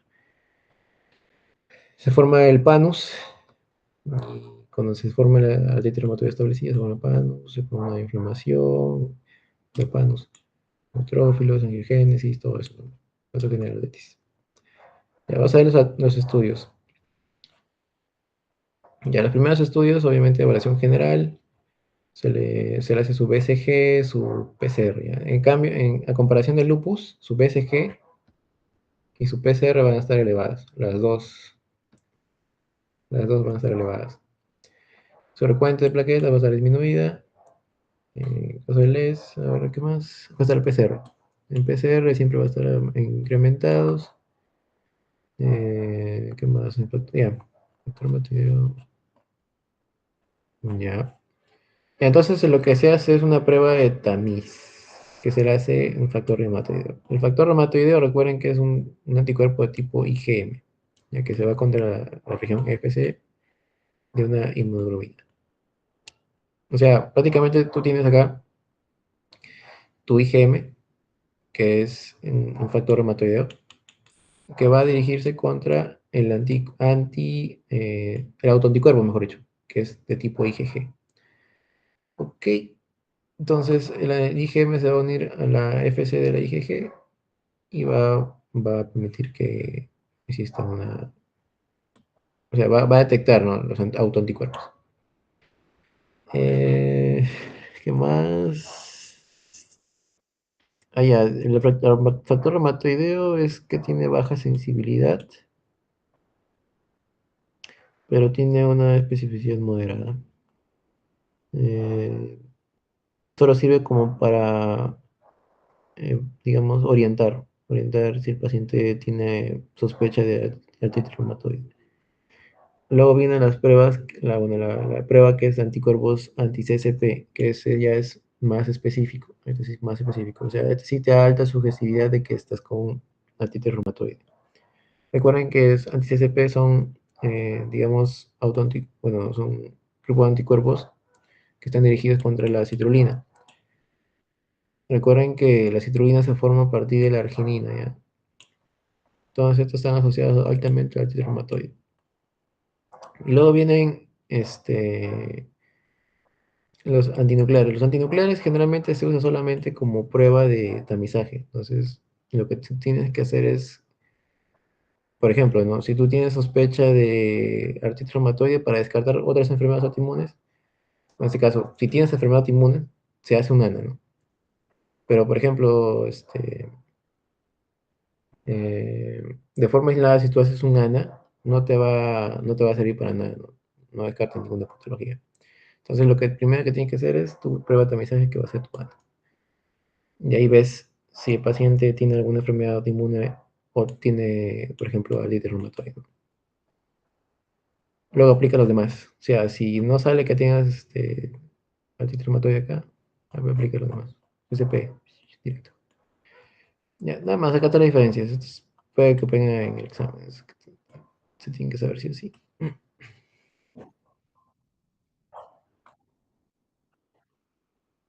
No, no, no, ANA es para todos, es para descartar toda enfermedad autoinmune.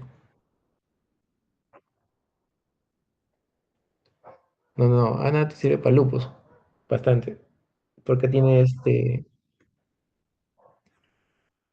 claro, te puede servir para descartar o bien ANA, o bueno, perdón, o bien artritis reumatoide o bien lupus. Pero es una prueba general que se usa para detectar si tienes enfermedad autoinmune. El tamizaje. Porque recuerda, ¿no? El ANA te puede servir para detectar, mira, un montón de enfermedades autoinmunes acá, mira, no está.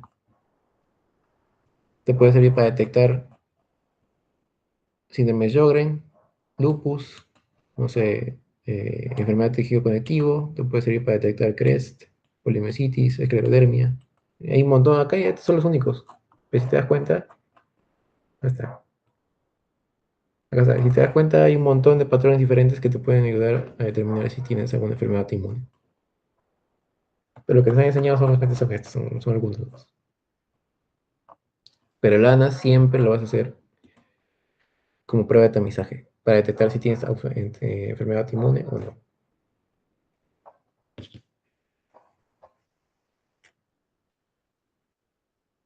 Nada más. A dormir, mierda. Ca- Gracias, pelo, gracias, gracias. Adiós, adiós. Duerman, gentita, duerman un rato, duerman un rato. Sí, pelado, pelado.